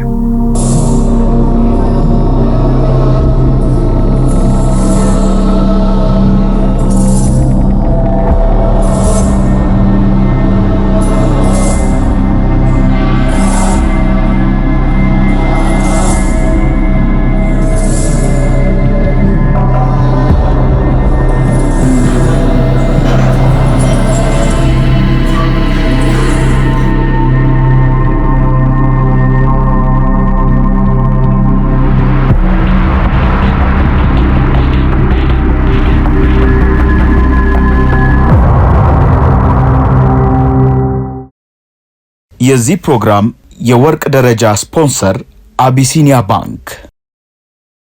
ተመልካቾቻችን እንኳን ለጌታችን ለመድኃኒታችን ለኢየሱስ ክርስቶስ የልደት በዓል በሰላም አደረሳችሁ። እንግዲህ የልደት በዓልን ምክንያት በማድረግ እዚህ ታላቅ ሚስጥራዊ የሆነ እጅግ አስደናቂ የሆነ የኢትዮጵያ የአፍሪካ የዓለም ስልጣኔ እምብርትና ማዕከል የሆነ ስፍራ ላይ ነው የተገኘ ነው። እንግዲህ አስቀድማችሁ እንደተመለከታችሁት ንጉስ ቅዱስ ላሊበላ እንዴት ይህንን የመሰለ አስደናቂ እጅግ በጣም አስደናቂ የሆነ ህንፃ ቤተክርስቲያን እንደገነባና ከዚህ ከቤተ ጊዮርጊስ ጋር የተገናኙ መረጃዎችና ታሪኮችን ወደ እናንተ አድርሰናል። በማስከተል ደግሞ እንግዲህ የምንሄደው ንጉስ ቅዱስ ላሊበላ አስቀድሞ በመጀመሪያ ወደ ገነባቸው አብያተ ክርስቲያናት ክርስቲያናት ነው የምንሄደው፣ ወደ ቤተ ማርያምና ቤተ መድኃኔዓለም ማለት ነው። እንግዲህ ገድለ ቅዱስ ላሊበላ እንደሚያስረዳው አባታችን ንጉስ ቅዱስ ላሊበላ እነዚህን ህንጻ ቤተክርስቲያናት ከመገንባቱ አስቀድሞ እንግዲህ ወደ ሰማያ ሰማያት ተነጥቆ ሄዶ ነበረ በእግዚአብሔር ፈቃድ። ቅዱሳን መላእክት ከቅዱሳን መላእክትም የኪሩቤል ነገድ ኪሩቤል የተሰኘው መልአኩ ቅዱስ ገብርኤል እያገዙት ዓለማትን እንደጎበኘ እንዲሁም ደግሞ ከእግዚአብሔር ጋር ከፈጣሪ ጋር ቃል በቃል እንደተነጋገረና ይሄን እነዚህን አስደናቂና ሚስጥራዊ የሆኑ አብያተ ክርስቲያናትን ውቅር አብያተ ክርስቲያናት በምን መልኩ እንደሚገነባቸው ብሉፕሪንቱን ወይም ደግሞ ዲዛይኑን ንድፈ ሐሳቡን እንደሰጠው ገድለ ላሊበላ ያስረዳል። አሁን የምንሄድበት እንግዲህ የቤተ ማርያምና ቤተ መድኃኔዓለም እጅግ እጹብ ድንቅ የሆኑ በርካታ ሚስጥራትን የያዙ ቅርሶችን የያዙ አስደናቂ ቦታ ነው። እንግዲህ አስደናቂ ታሪኮች ስንል የኢትዮጵያ ስልጣኔ ከዛጉዌ በፊትም ከዘመነ አዳም አንስቶ እስከ ዛጉዌ ስርወ መንግስት ድረስ ያባሳለፍንባቸው 6000 እና 7000 ዘመናቶች ውስጥ ኢትዮጵያ ያሳረፈቻቸውን ያለፈችባቸውን እጹብ ድንቅ የሆኑ ጥበባቶችና ሚስጥራቶችን የሚያስረዱ ቅርሶች፣ ጽሁፎች፣ የግድግዳ ላይ ስዕሎችን የምንመለከትባቸው አስደናቂ ቦታዎች ናቸው። ስለዚህ በማስከተል በቀጥታ የምንሄደው ወደ ቤተ ማርያምና ቤተ መድኃኔዓለም ይሆናል። ምርጫችሁ አርቲስት ቴሌቪዥን እና የአርቲስት ቴሌቪዥን ልዩ የልደት በዓል ፕሮግራሞች እንዲሆኑ ጋብዛችኋለሁ። በድጋሜ መልካም የልደት በዓል ይሁንላችሁ።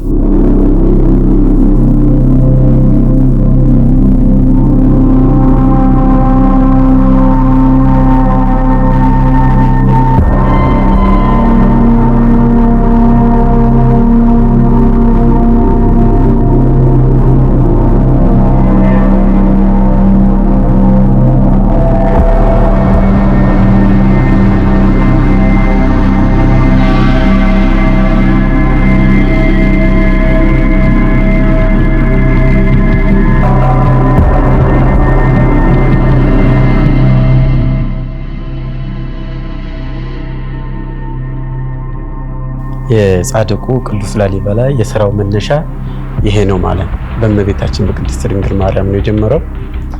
ይሄ የሆነበት ዋናው ምክንያት ቅዱስ ላሊበላ እመቤታችን ቅድስት ድንግል ማርያምን ከልብ ይወድ ስለነበር ስራዬን ሁሉ በአንቺ ጀምሬያለሁና አስፈጽሚኝ ብሎ ለመማፀን በእመቤታችን በቅድስት ድንግል ማርያም ስራውን ጀምሯል። ይሄ የመጀመሪያ ስራው ነው። እንግዲህ እዚህ ላይ እንደምታየው መጽሐፍ ቅዱስን ሙሉ በሙሉ የሉቃስ ወንጌልን ሙሉ በሙሉ የያዘ ነው። እዚህ ላይ ስታየው እያንዳንዱን ነገር አስረዳሃለሁ። እዚህ የምታያቸው ስዕሎች፣ ቅርጻ ቅርጾች በጠቅላላ ትርጉም አላቸው። እዚህ ጋር የተሸፈነው የራሱ የሆነ ምሳሌ አለው። እንግዲህ ይሄ እዚህ ላይ ስንጀምር ቅዱስ ላሊበላ ስራውን ሲሰራ ሰርቶ ከጨረሰ በኋላ መላእክት እያገዙት ብዙ ስራ አግዘውታል ብያለሁ ቅድም እና መላእክት ሲወጡ ሲወርዱ ያይ ነበር። ምሳሌዋም እቺ ቤተ መቅደስ ያዕቆብ በፍኖተ ሎዛ ባያት ከሰማይ እስከ ምድር ተተክላ ባያት መሰላል በዛ ምሳሌ ነው የሰራት ቤተ መቅደሱ። ይሄም የዛ ምሳሌ ነው አምዱ። ቅዱስ ላሊበላ እዚህ ሆኖ ሲጸልይ መላእክት ሲወጡ ሲወርዱ በዚህ አማካኝነት የብርሃን መሰላል ሰርተው በዚህ ሲወጡ ሲወርዱ ይመለከት ስለነበር ይችን አምደ ብርሃን ብሏታል። ከዛ በኋላ የተሸፈነበት ምክንያቱንም ሁሉ ልነግርህ ነው። በ16ኛው መቶ ክፍለ ዘመን አለቃ ዜናዬ የተባሉ የዚህ ደብር አስተዳዳሪ እሳቸው ናቸው የሸፈኗት። ምክንያቱም ምንድነው እዚህ ላይ ስዕል አለ። የእመቤታችን ቅድስት ድንግል ማርያም ታቦት ዘዶር ልጇን አቅፋ እዚህ ላይ ተስላ ትገኛለች እና ይሄ ነገር መላእክት ሲወጡበት ሲወርዱበት የነበረ ነው። ቅዱስ ላሊበላ ተመልክቶታል። መክበር አለበት፣ እንደ ታቦር መክበር አለበት ብለው እርሳቸው ይሄን ሸማ አለበሱት እና መከበር አለበት ሰው መንካት የለበትም በሚል ማለት ነው። በፊት እንግዲህ ሰው ይገባን ይተሻሻል ብዙ ነገር ችግር ይደርስበት ስለነበር ከዛ ለመከላከል ከካህናት በስተቀር ዲያቆን እንኳን መንካት የለባቸውም። የተከበረ ነው። መላእክት ሲወጡበት ሲወርዱበት የነበረ ነው። ስለዚህ ይሄ መከበር አለበት በሚል አባቶቻችን ሸፈኑት። ከዛ በኋላ ግን የመጡ ትውልድም እየሸፈኑ ዘልቀዋል ማለት ነው እና ሌላ ትርጉም የለው። እመቤታችን ቅድስት ድንግል ማርያምን ለማክበር በዛ ጊዜ ደግሞ መላእክት የተገለጡበት ቦታ ስለነበር የመላእክትን ክብር ለመስጠት ይሄን ተደርጓል ማለት ነው እና አምደ ብርሃን በእመቤታችን በቅድስት ድንግል ማርያም ምሳሌ የተመሰለ ነው ማለት ነው። እዛ ጋር የምትመለከተው ይሄ እንግዲህ የሰለሞን ማህተም እየተባለ ይጠራል። የሰለሞን ማህተም ማህተመ ሰለሞን መስቀል አለው። እንግዲህ ሰለሞን አስቀድሞ ነብይ የሚባለው ሰለሞን ለዛ ነው አስቀድሞ ክርስቶስ በመስቀል ላይ ተሰቅሎ ዓለምን እንደሚያድን ያቅ ስለነበረ ማህተሙን በዚህ አይነት መልኩ ተመልክቷል። ኢየሱስ ክርስቶስ ሲወለድ ኮከብ ነው አይደል እንደ የመራቸው ያሳየው። ይሄ ኮከቡ የዛ ምሳሌ ነው። ሁለቱን አቀናይቶ እንደሚወለድ በኮከብ እንደሚመራ ከዛ በኋላ ደግሞ በመስቀል ተሰቅሎ ዓለምን እንደሚያድን ለማመልከት ነው ማለት ነው። እዚህ ጋር የምትመለከተው ደግሞ የቅዱስ ላሊበላ ማህተም ነው። ይሄ የቅዱስ ላሊበላ ማህተም ነው። እዚህ ጋር ስትመጣ ደግሞ እንግዲህ ማህቶት እየተባለ የእመቤታችን ቅድስት ድንግል ማርያም ትጠራለች። 7 መብራት ያላት የዛ ምሳሌ ናት እመቤታችን። እንግዲህ በኦሪት ዘመን የነበረው መብራት ያበሩበት የነበረው ምሳሌው ግን የእመቤታችን ቅድስት ድንግል ማርያም ምሳሌ የነበረ የዛ ምሳሌ ነው። ይሄ መስቀሉ ደግሞ ከሷ ከእመቤታችን የሚወለደው በመስቀል ላይ ተቸንክሮ ዓለምን ለማዳን እንደሚመጣ የዛ ምሳሌ ነበር ማለት ነው። እና የዛ ምሳሌ ነው። እዚህ ጋር ስትመጣ እዛ ጋር አንድ ክንፍ ያለው አሞራ አለ እንትን ፈረስ እዛ ጋር ይታይህም ክንፍ ያለው ፈረስ ፔጋሰስ የሚሉት ይሄ እንግዲህ ንጉስ እስክንድር ታሪኩን ተሰማ ከሆነ በጣም ጥበበኛ ነው። እዚህ ጋር አይወት ይሄ ማለት ነው። ይሄ ጋር የምታየው ፈረስ ነው፣ ነገር ግን ክንፍ አለ። ይሄ ፈረስ የእስክንድር ፈረስ ነው።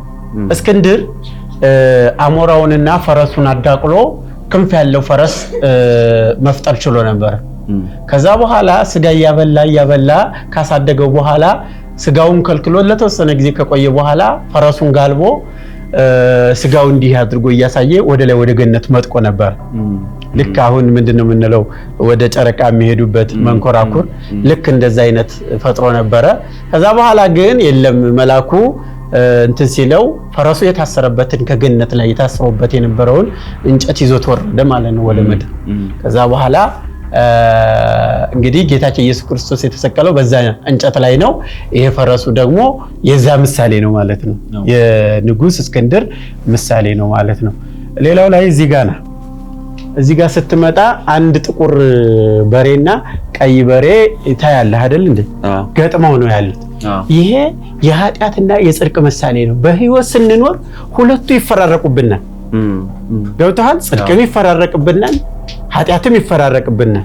ሰው ከራሱ ጋር እኮ ይከራከራል። መስራት የለብኝም ይሄን ማድረግ የለብኝም ይላል አይደል እንዴ? ሁሉ ጊዜ በዓለም ላይ ስንኖር ከራሳችን ጋራ እንከራከራለን። ይሄን መስራት የለብኝም ክፉ ስራ ነው የሚለውን እና የዛ ምሳሌ ነው። ጽድቅና ኃጢአት ሁሉ ጊዜ እንደተከራከሩ እንደገጠሙ እንደሚኖሩ ለማሳየት ነው። እዚህ ጋር የምታየው ዶሮ አለ። ይሄ ዶሮ ኢየሱስ ክርስቶስ 3 ጊዜ ትክደኛለህ ብሎ የነገረውን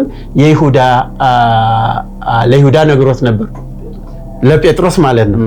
3 ጊዜ ትክህደኒ ብሎ ስለነበር ማለት 3 ጊዜ ትክደኛለህ እኔ እስከ ሞት ድረስ አብሬህ ነው ብሎ ስለነበር የለም ጴጥሮስ አትማል አትገዝት 3 ጊዜ ዶሮ እስከሚጮህ 3 ጊዜ ትክደኛለህ ብሎ ስለነበር የዛ ምሳሌ ነው ማለት ነው። እያንዳንዱ ምሳሌ ነው። እነዚህ እንደምታያቸው የተለያዩ ስዕሎች ናቸው። የኮከብ ምሳሌዎች ናቸው። እዛ ጋና እመቤታችን ቅድስት ድንግል ማርያም ወደ ግብጽ ተሰዳ ዮሴፍ እየመራት ወደ ግብጽ እየሄደች ተሰዳ ስደቷን የሚያሳይ ነው ማለት ነው። እዚህ ጋር የተመለከትነው 2 አንገት ያለው ንስር አንድምታው ምንድነው? በዚህኛው በኩል እለቄጥሩ ይባላል አይደል እንዴ? እለቄጥሩ የሚባለው ይሄ ማለት ነው። የመላእክት ናቸው እንግዲህ ኪሩቤል ሱራፌል የኢየሱስ ክርስቶስን የጌታን የመድኃኔ ዓለምን ዙፋኑን ተሸክመው ያሉ የሱ ምሳሌ ናቸው ማለት ነው። የመላእክት ምሳሌ ነው። ስለዚህ የኪሩቤል ያው 4 ገጽ ያለ የነሱ ምሳሌ ናቸው። የኪሩቤል ተምሳሌ ለማመላከት እንግዲህ ይሄ ነው። 7 ፎቅ አለው። ቅድም እንደነገርኳችሁ ወደ ላይ ለመሄድ እዚህ ጋር ትመጣለህ፣ በዚህ አድርገው ወደ ላይ ትዘልቃለህ። 7 ክላሶች አሉት። ይሄ የአንዱ ክላስ መስኮት ነው፣ ያንኛው የሁለተኛው ነው እና ዙሪያውን በዚህ መዞር ትችላለህ። የ7ቱ ሰማያት ምሳሌ ነው ማለት ነው። የተሰሩበት ዓላማ ምንድነው? አሁንስ አገልግሎት ይሰጣሉ? አገልግሎት እንግዲህ ምሳሌያቸው ይሄ ነው። አገልግሎታቸው ግን በጣም የከበሩ ንዋያተ ቅድሳት ይቀመጡበት የነበረ ነው። ተደብቀው ይቀመጡበት የነበሩ እያንዳንዳቸው እንግዲህ በጣም ውድ የሆኑ ለሌባ እንዲከላከሉ የሚቀመጡበት የተለያዩ ቅርሶች የሚቀመጡበት ቦታ ነው ማለት ነው። ይሄም የሰለሞን ማህተም ነው። አምፖል አይደለም፣ ተንጠልጥሎ ነው። ማህተም ነው። እዚህ ጋር ያየነው ምሳሌ ማህተም ላይ ይሄ ላይ ሄድ ወደ ያሉ እሱ እነዚህ ሁለት ቅባ መንግስትና ቅባ ክህነት የተቀበለበት ነው ቅዱስ ላሊበላ ማለት ነው። እንግዲህ ቅዱስ ላሊበላ ቀድሜ እንደነገርኩ ካህንም ነው ንጉስም ነው። አንደኛው ክህነት የተቀበለበት ነው። ሁለተኛው ደግሞ ንግስናን የተቀበለበት። በዛ ጊዜ የነበረ ነው ወይስ ለተምሳሌትነት ከዛ በኋላ? በዛ ጊዜ የነበረ ነው። አዲስ የመጣ ነገር የለም። ምንድነው ማቴሪያሉ ምንድነው? እዚህ ላይ እንግዲህ ከምንም አይታወቅም። ይሄ ከምንም እንደተሰራ አይታወቅም። በቃ አባቶቻችን እዚህ ያስቀመጡት። ከዛ በኋላ ግን ከምን ተሰርቷን ታሪኩን ብቻ ነው የምናውቀው። ስሬቱ ከወርቅ ይሁን ከልዩ ማዕድን ይሁን አይታወቅም። ብርሃን ይሰጣል። ይሄው እንደምታዩን አንዳንድ ጊዜ እንትን ይላል። የተለየ ቅርጽ አለው እኮ መልክ። የመስቀል ቅርጽ አለው። እንዲህ ስታየው መስቀልኛ የሆነ ይመስላል። በነገራችን ላይ አቡነ ገብረ መንፈስ ቅዱስ ገንዘው የቀበሩት አቡነ ገብረ መንፈስ ቅዱስ ናቸው። ቅዱስ ላሊበላ ነው ገንዘው የቀበሩት አቡነ ገብረ መንፈስ ቅዱስ ናቸው። ቅዱስ ላሊበላ እንግዲህ ቅድም ላይ እንደነገርኩ በዚህ ብቻ አይደለም ቤተ መቅደሶችን የሰራው። በኢትዮጵያ የተለያዩ ቦታዎች ላይ ቤተ መቅደስ ሰርቷል። ጎንደር ላይ ዛዚያ ጊዮርጊስ የሚባለው ማለት ነው። ጎጃም አለ፣ ጎንደር አለ፣ ወሎ ላይ አለ፣ ኦሮሚያ ክልል አዳዴ ማርያም አለች። ሶማሌ ክልል አሁን ሙሉ በሙሉ እንደዚህ ሳይሆን መቅደሰ ማርያም የምትባል ከዋሻ የተሰራች ቅዱስ ላሊበላ ያነጻት ቤተ መቅደስ ነበረች።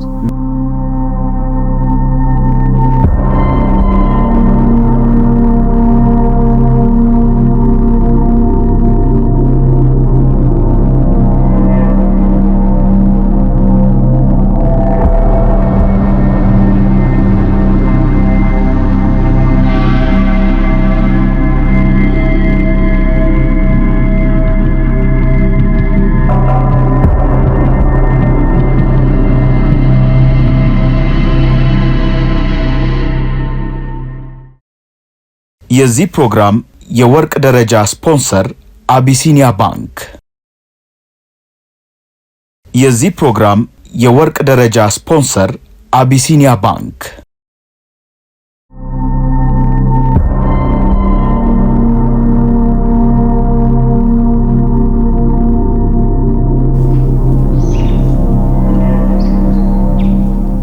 ተመልካቾቻችን በድጋሜ እንኳን ለብርሃነ ልደቱ በሰላም አደረሰን አደረሳችሁ። እንግዲህ የልደት በዓልን እያከበርን ያለነው በጥንታዊቷ የላሊበላ ከተማ ውስጥ ነው። እንግዲህ አስቀድመን እጅግ በጣም አስደናቂ የሆነውን የቤተ ጊዮርጊስ ቤተክርስቲያንን ውቅር ቤተክርስቲያንን ተመልክተናል።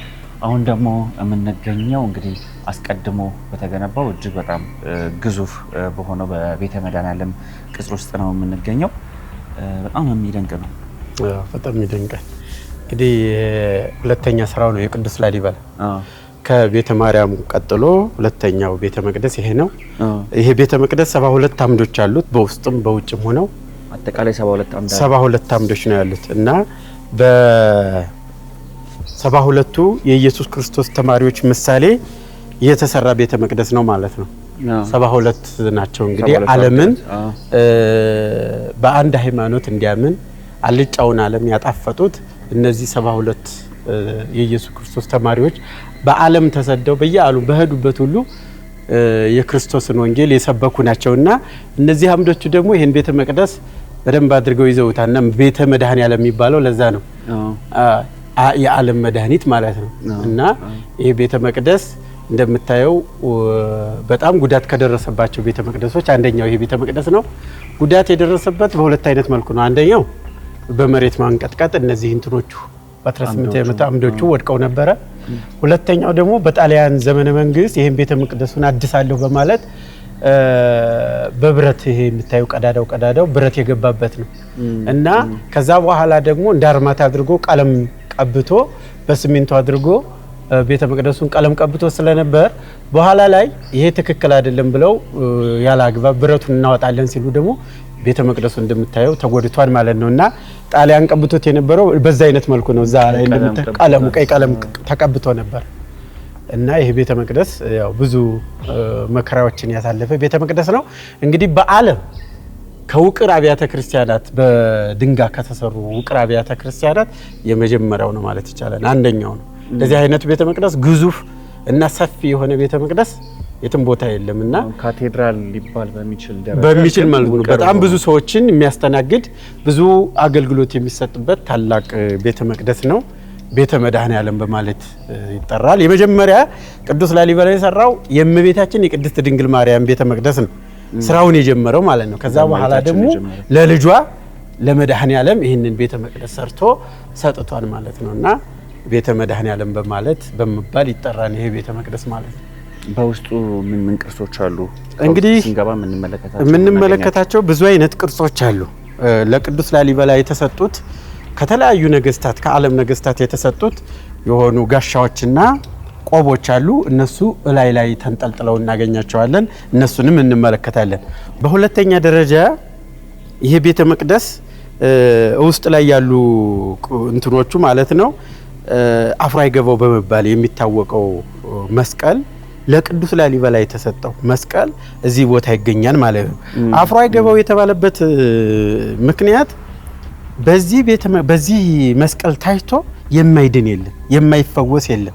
ተጣልቶ አፍሮ አይገባው ሆዶ ከቆመ ነፍስ እንኳን ቢጋደሉ ይታረቃሉ ማለት ነውና ወጥቶ ለሽምግልናም ይሁን ለፈውስ ወጥቶ አፍሮ አይመለስም አፍሮ አይገባ እንደማለት ነው። እና ይሄ ነው ይሄ በቅርቡ በ1989 አሁን በቅርቡ ተሰርቆ ነበር ከቤተ መቅደሱ ወደ ቤልጅየም ሄዶ ነበር።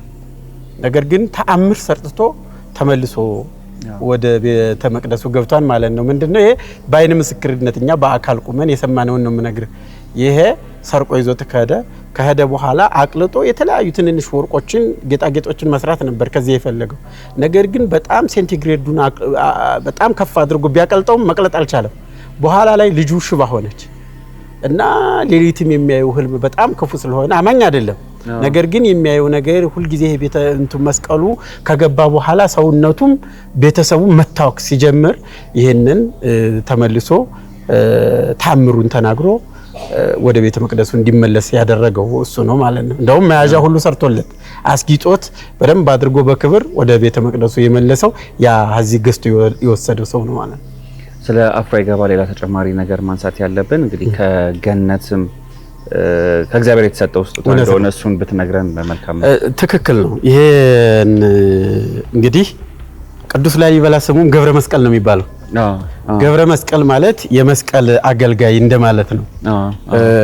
እና ይሄንን ቅዱስ ላሊበላ ቤተ መቅደሶቹን ሰርቶ ካበቃ በኋላ ይሄኛው መዋዬ ጸር ይሁንልህ ጥላቶችን ሁሉ የምታሸንፍበት ይሄ ካለ ጥላት ብቻ አይደለም ረሃብ፣ ቸነፈር ሁሉ ነገር አያገኝህም።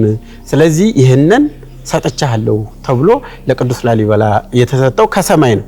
ኢየሱስ ክርስቶስ ራሱ ለቅዱስ ላሊበላ የሰጠው መስቀል ነው ማለት ነው። የመስቀል እንግዲህ ተመልካቾቻችን እንዳዳመጣችሁት እዚህ ቤተ መድኃኔዓለም ውስጥ ከሚገኙ ቅርሶች መካከል አንዱና ዋነኛው አፍሮ አይገባ መስቀል ነው። ከእግዚአብሔር ለአባታችን ለቅዱስ ንጉስ ላሊበላ በቀጥታ የተሰጠው እንደሆነ ከሰማይ የወረደ መስቀል እንደሆነ በርካቶችን የፈወሰ መስቀል እንደሆነ ይታወቃል። እንግዲህ እሱንም የምንመለከት ይሆናል። እቺ ምንድነች? እቺ ጉድጓድ እቺ እንግዲህ በየቤተ መቅደሱ እንዲህ አይነት ጉድጓዶች አሉ። እነዚህ የክርስትና ማንሻ ናቸው። ክርስትና እዚህ ይነሳሉ። በፊት ነው። አሁን ያው ብዙ ርቀትም ስላለው እዛው ቀረብ አድርገው ያደርጋሉ። በፊት ግን ይሄ ውሃ አለው። ውሃ ከሌለው ደግሞ ውሃ ይዘው መጥተው ላይ ያደርጉበታል። የክርስትና ጸልየው ያደርጉ። በሁሉም ቤተ መቅደሶች እንደዚህ አይነት ነገሮች አሉ። ሌላው እንግዲህ ከቤተ መድኃኔዓለም ጋር ተያይዞ የሚነሳው ነገር እንግዲህ ይሄ የዩኔስኮ የሰራው መጠለያ ቤተክርስቲያኑን እየጎዳው ነው፣ ቤተክርስቲያኑን ለመፍረስ አደጋ እያጋለጠው ነው የሚሉ ሀሳቦች ይነሳሉና ከሱ ጋር በተያያዘ እንደ ባለሙያም ምንድነው ያለህ አስተያየት? እኔ እዚህ ጋር አሁን እንደ አንተም እንደተናገርከው ትልቁ ስጋታችን ይሄ መጠለያው በጣም ከባድ የሆኑ ምሰሶዎች አሉት። ከብረት ናቸው። በጣም ከባድ የሆኑ በጣም ከፍተኛ ቶን የሚመዝኑ ናቸው እንትኖቹ። ስለዚህ እነዚህ ደግሞ ይቆያሉ የተባለው ለ10 ዓመት ነው። እንደውም 5 ዓመት ነበር። ከዛ አሁን ግን በጣም ብዙ ጊዜ ያስቆጥረዋል። መነቃነቅ አለ፣ ድምጽ ይሰማል። እንትኑ ንፋስ በመጣ ጊዜ የድምጽ ይሰማል፣ የመነቃነቅ የመወዛወዝ አለውና ስጋታችን ምንድነው? እነዚህ ብሎኖች በመነቃነቁ ምክንያት ቢወድቅ አንድ ብረት ቤተክርስቲያኑ በህይወት አናገኘው፣ ሊፈርስ ይችላል እና እንደገና ደግሞ ይቆያል የተባለበት ጊዜ አልፏል እና ከብዙ አይነት መንገዶች ይሄ መጠለያ እንዲሰራ በሰላማዊ ሰልፍ ጠይቀናል። ይሄ ጥያቄያችን ፍሬ አፍርቶ ክቡር ጠቅላይ ሚኒስትራችን ወደ ፈረንሳይ ሀገር ሄደው ከፈረንሳይ ኢማኑኤል ማክሮን ጋር ፕሬዝዳንት ጋራ ከተመካከሩ በኋላ ይሄንን የፈረንሳይ መንግስት መጠለያውን አንስቶ ሌላ የተሻለ መጠለያ እንደሚሰራ ውል ወስደው ነበር ማለት ነው። እንግዲህ ይሄ ውሉ በጣም ክቡር ጠቅላይ ሚኒስትር ወደ ስልጣን ከመጡ ጊዜ ጀምሮ ስለነበረ በጣም ረጅም ጊዜ ሆኖታል። በእርግጥ አንዳንድ ጥናቶች ተጠንተዋል። የፈረንሳይ ሁሉም ባለሙያዎች በሚባል ደረጃ መጥተው አጥንተውታል። ሁሉንም ነገር አጥንተውታል ማለት ነው። አሁን ትልቁ ችግር የገጠመው አንደኛ የሰላም ጉዳይ ይመስለኛል። እነሱም እንደሚናገሩት መጥተው እዚህ ይሄንን ስራውን ለመስራት ያለው ነባራዊ ሁኔታ ይሄንን ለመስራት አላስቻላቸውም። እንደገና ደግሞ ኤምባሲዎቻቸው ይሄንን ኃላፊነት መውሰድ አንፈልግም ብለዋል። ወደዚህ መጥተው ችግር ቢደርስባቸው ይሄንን እኛ ኃላፊነት አንወስድም ብለውናል ነው የሚሉት። በሌላ መልኩ መዘግየት አለ። በተለያየ መልኩ በተባለለት ጊዜ በታቀደለት ሰዓት ፕሮጀክቱ እየተጠናቀቀ አይደለም። ጥናቶች ተጠንተዋል፣ ብዙ ርቀት ሄደዋል። ነገር ግን እዚህ ላይ ይሄ መጠለያውን አንስቶ ግን ስጋትን በመቀረፍ ረገድ ግን የተሰራ ነገር የለምና እንዳልከው እነዚህ ብረቶች ናቸው፣ በጣም ከባድ ብረቶች ናቸው። እነዚህ አንዱ ብረት ቢወድቅ እንኳን ቤተ መቅደሱን ሙሉ በሙሉ ሊጎዱት ይችላሉ። በጣም ጉዳት የደረሰበት ያረጀ ነው፣ እድሜ ጠገብ ነውና ትንሽ ነገር ነው የሚበቃው። ከዚህ አንግል በጣም ከፍተኛ ስጋት ነው ያለ። እንደምታያቸው እንትኖቹም እየወላለቁ ነው። እዚህ የምታያቸው ድንጋዮች እኮ እየወላለቁ ነው። ይሄ ድንጋዮቹ እንዲታቀፉ እንትን ያሉት ድንጋዮች እየወላለቁ ነው እና ከዚህ አንግል አንዳንዶቹ ብሎኖች ሌላ ቦታ አሳያለሁ፣ ብሎኖቹ ወድቀው እንትን ብለዋል ማለት ነው። በጣም ከፍተኛ ስጋት አለ። ይሄ እንደምታየው ስር የሰደደ አይደለም፣ ላይ የተቀመጠ ነገር ነው። ከፍተኛ ነፋስ ቢመጣ ይወድቃል እና ከዚህ አንግል በጣም ከፍተኛ ጭንቀትና ስጋት ነው ያለ። ተመልካቾቻችን እንግዲህ እንዳዳመጣችሁት ይሄንን ፕሮግራም የምትከታተሉ የመንግስት የስራ ኃላፊዎች፣ የቱሪዝም የስራ ኃላፊዎችና አስፈጻሚዎች፣ ባለሀብቶች፣ ይመለከተናል የምትሉ አገር ወዳድ ኢትዮጵያውያን እንዲሁም ደግሞ በኢትዮጵያ ኦርቶዶክስ ተዋሕዶ ቤተክርስቲያን መዋቅር ስር ያላችሁም አባቶች ይሄ የምንመለከተው መድኃኔዓለም ቤተክርስቲያን እንግዲህ የተጋረጠበትንም አደጋ ተገንዘባችሁ አፋጣኝ የሆነ ምላሽ እንደምትሰጡት እንደሚሰጠው ተስፋ አደርጋለሁኝ። ወደ ውስጥ እንግባ አይደለም?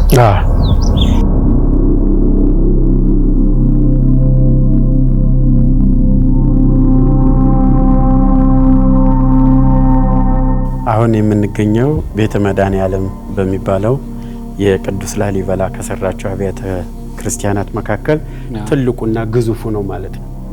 ይሄ ቤተ መቅደስ 72 አምዶች አሉት። 72ቱ በውስጥም በውጭም ሆነው በጠቅላላ 72 ናቸው እና በ72ቱ የኢየሱስ ክርስቶስ ደቀ መዛሙርት ምሳሌ የተመሰሉ ናቸው። እንደምታዩቸው እንግዲህ አምዶቹ ብዙዎች ናቸው። እያንዳንዱ አምድ ከሌላው አምድ ጋር እኩል ነው፣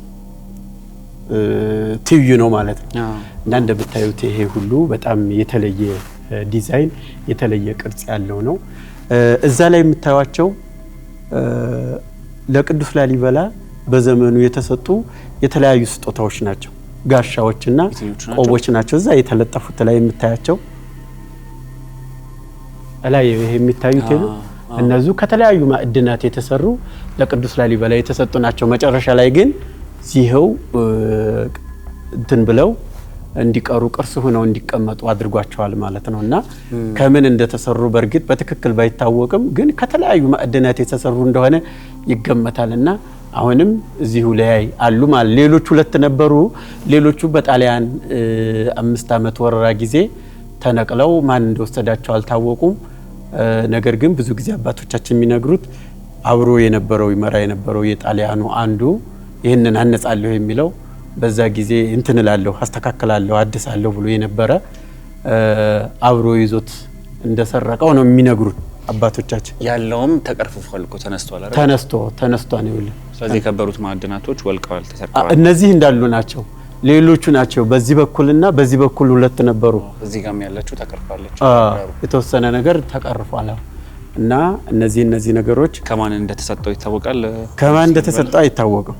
ከማን እንደተሰጠው አይታወቅም። በቃ አባቶቻችን እዚሁ አስቀመጡት። እዚሁ አለ። መንካትም እንትን ማለትም አይፈልጉም። እዚህ ላይ የምታዩት 3 መቃብሮች አሉ። እነዚህ የአብርሃም፣ የይስሐቅ፣ የያዕቆብ መቃብር ምሳሌዎች ናቸው ማለት ነው። እነዚህ 3ቱ ማለት ነው። አብርሃም፣ ይስሐቅ፣ ያዕቆብ የነሱ ምሳሌዎች ናቸው መቃብሮቹ ማለት ነው። ሰው ግን ተቀሩባቸው ያውቃል አይደለም። እነዚህ ዝም ብሎ ምሳሌዎች ናቸው። ለምሳሌነት ብቻ ነው የተቀመጠው። አብርሃም፣ ይስሐቅ፣ ያዕቆብ። ለምን ቤተ መቅደስ ውስጥ ይሄን ማድረግ አስፈለገ? የተለየ እያንዳንዱ እንግዲህ በቅዱስ ላሊበላ የህንጻ ጥበብ ውስጥ ወንጌልን መስበክ ነው የሚፈልገው። ቅድም እንደነገርኳችሁ አምዶቹ እኮ በ72ቱ የኢየሱስ ክርስቶስ ተማሪዎች እንትን ብለዋል። መጽሐፍ ቅዱስን በቀላሉ ማስተማር ነው። ይሄ ምንድነው ሲባል አብርሃም፣ ይስሐቅ የሚባሉ ያዕቆብ የሚባሉ ደጋግ ሰዎች ነበሩ ሲባል ምንድነው ደግ ያሰኛቸው ብሎ ከዚህ ተነስተ ልትማርባቸው እንድትችል እነዚህ ነገሮች ተቀምጠዋል ማለት ነው። እና እያንዳንዱ ነገር መጽሐፍ ቅዱሳዊ ምሳሌ አለው እና ትምህርትም ከአምልኮቱ በስተጀርባ ትምህርትም ይሰብካሉ ማለት ነው። እና ለዛ ነው ከዚህ ሌላው ቅድም እንደነገርኩ አፍሮ አይገባ እየተባለ የሚጠራው የቅዱስ ላሊበላ መስቀል እዚህ ቦታ ነው የሚገኘው ማለት ነው። ይሄ መስቀል እጅግ በጣም የተለየ ቅርጽ ያለው እንዲህ አይተው በ7 አይነት ቀለም የሚያሳይ በየሰዓቱ የሚለዋወጥ ቀለሙ የሚለዋወጥ ነው። አንዳንድ ጊዜ አረንጓዴ የሚሆንበት አለ፣ አንዳንድ ጊዜ ወርቅ የሚመስልበት አለ፣ ውሃ የሚመስልበት አለና በጣም የተለየ ክብር ያለው አፍሮ አይገባ ቅድም እንደነገርኩ አፍሮ አይገባም የተባለበት ተአምር ይሰራ ስለነበረ በዚህ በመስቀሉ አማካኝነት ሰዎችን ያስታርቃል፣ የታመሙትን ይፈውሳል፣ ሊሞቱ የተዘጋጁትንም ሳይቀር ፈውሶ ያድን ስለነበር አፍሮ አይገባም የሚል ስያሜ ተሰጥቶታል። ወደ ቤልጅየም ተሰርቆ ተአምር ሰርቶ ከተመለሰ በኋላ ደግሞ ገባሬ ተአምር የሚል ሌላ ስም ተቀጽሎለታል ማለት ነው። እና ይሄ መስቀል እዚህ ቦታ ይገኛል። በጣም ብዙ ሰዎች እሁድ እየመጡ ይፈወሱበታል። በሳምንት አንድ ጊዜ ይወጣል። እንደገና ደግሞ የመድኃኔዓለም ጊዜ ይወጣል። እንዲሁ አልፎ ደግሞ በጣም የታመሙ ሰዎች ካሉ ከደብሩ ተፈቅዶላቸው እዚሁ መጥቶ ይፈወሱበታልና ብዙ ሰው ነው የሚድነው። ኤችአይቪ ያለባቸው ብዙ በሽታ ያለባቸው ሰዎች ሁሉ ተፈውሰው ድነናን እያሉ ምስክር እየሰጡ ይሄዳሉ ማለት ነው።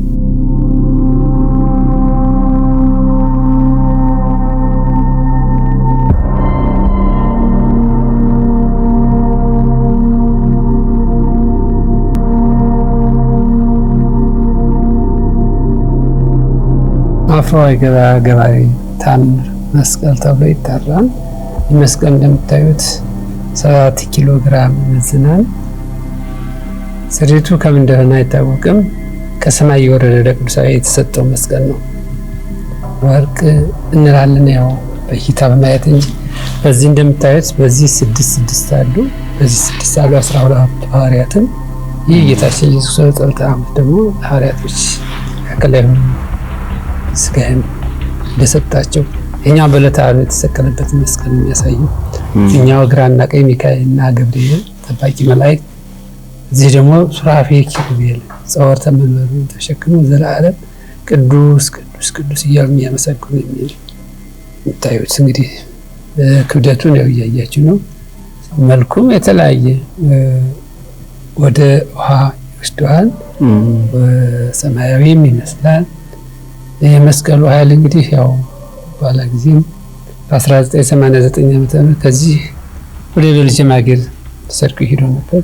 ሄዶም የተለያየን ወራጣው እዛ ሊጠቀሙት ቢሉ የመስቀሉ ኃይል ግዷቸው 2 ዓመት ከመንፈቅ ከቆየ በኋላ ወደዚህ ቦታ ተመልሶ መጥቷል። እንግዲህ ከተመለሰም ይኸው 26 ዓመት አስቆጥሯል። በዚህ ህሙማኖች የመጡ ይፈወሳሉ። በዕለተ ሰንበት በወር በ27 ብዙ ወደ ሕክምና ሄደው የሚታከሙ በዚህ ቤተ መቅደስ መጥተው በዚህ መስቀል ታጭተው መስቀሉን ጸበሉን ጠጥተው የዳኑ ብዙዎች ናቸው።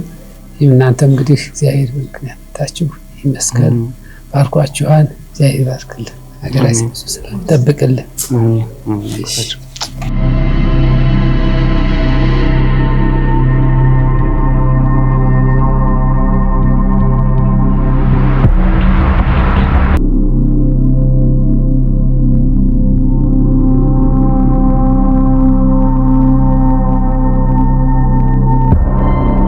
ተመልካቾቻችን እንኳን ለጌታችን ለመድኃኒታችን ለኢየሱስ ክርስቶስ የልደት በዓል በሰላም አደረሳችሁ። የልደት በዓልን ምክንያት በማድረግ አርትስ ቴሌቪዥን ወደ እናንተ ይዞ እያቀረበ ያሉትን ፕሮግራሞችን እየተከታተላችሁ ያላችሁት እንግዲህ በንድራ ልዩ የልደት በዓል ፕሮግራማችን እየተገኘ ነው። በላሊበላ ከተማ ውስጥ ታላቁ ንጉስ ቅዱስ ላሊበላ በገነባቸው ውቅር አብያተ ክርስቲያናቶች ውስጥ ነው የምንገኘው። እንግዲህ አሁን የምንገኝበት እንግዲህ አስቀድመን እንደተመለከትነው በቤተ መድኃኔዓለም ውስጥ ነን ያለነው።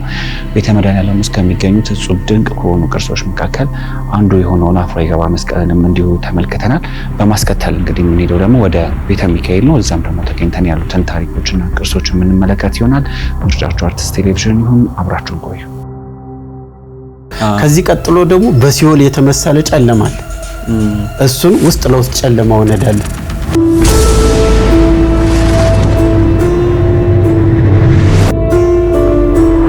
ይሄ ቃል ኪዳን የሚፈጸመው እንግዲህ በልደቱ ቀን እዚህ ላይ የምታያቸው እንግዲህ 12ቱ ሐዋርያት ናቸው። ወንጌል ይዘዋል፣ መስቀል ይዘዋል። በዚህ መግቢያው እናውቀዋለን። በዛ ያለው መውጫውን ግን አናውቅም።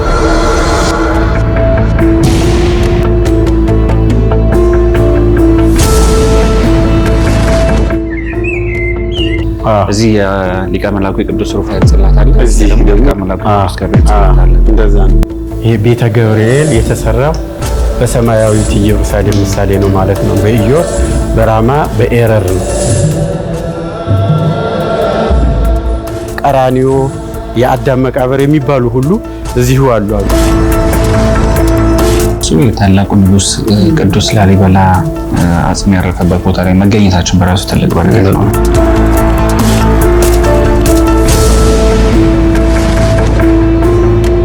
እዚህ አሁን ሴቶች መግባት አይችሉም።